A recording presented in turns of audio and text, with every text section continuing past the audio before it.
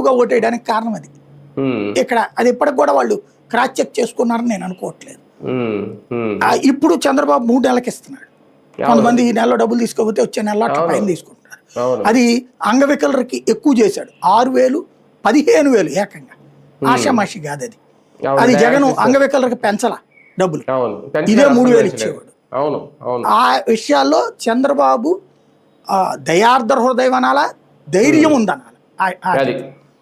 తర్వాత ఇకపోతే ఉద్యోగులకు సంబంధించిన దాంట్లో జగన్ చేసింది ఏంటది, ఒక కమిటీ వేశాడు, ఎప్పటికప్పుడు వాళ్ళ సమస్యల పరిష్కారం అన్నటువంటి. కానీ పరిష్కరించింది ఎక్కడ? సిపిఎస్ రద్దు చేస్తానని, దాని తర్వాత ఎప్పుడో వీళ్ళు గొడవ చేశాక సిపిఎస్ బదులు కమిటీ వేసి ఆ కమిటీలో ఇది అవ్వదని జిపిఎస్ పెట్టాడు. వాళ్ళు అడిగింది ఓపీఎస్. ఓపీఎస్ అసాధ్యం, దేశంలో ఎక్కడ జరగట్లేదు అన్నది నిజం.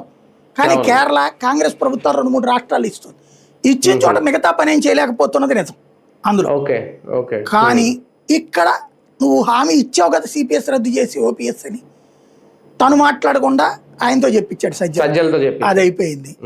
తర్వాత చివరిలో వచ్చాడు జిపిఎస్ ఇచ్చాడు. సరే అసలు ఏమీ లేని దానికంటే జిపిఎస్ తీసుకోవడం బెటర్ అంటే వాళ్ళు తీసుకోమన్నారు, అయిపోయింది. ఓపీఎస్ వాళ్ళు అడిగితే బాబు అసలు ఏ హామీ ఇవ్వాల, మీరు ఒకసారి గుర్తు తెచ్చుకోండి. ఉద్యోగుల సమస్యలు పరిష్కరిస్తాను కానీ హామీ ఇవ్వలేదు, దాంట్లో కూడా మెన్షన్ చేయలేదు.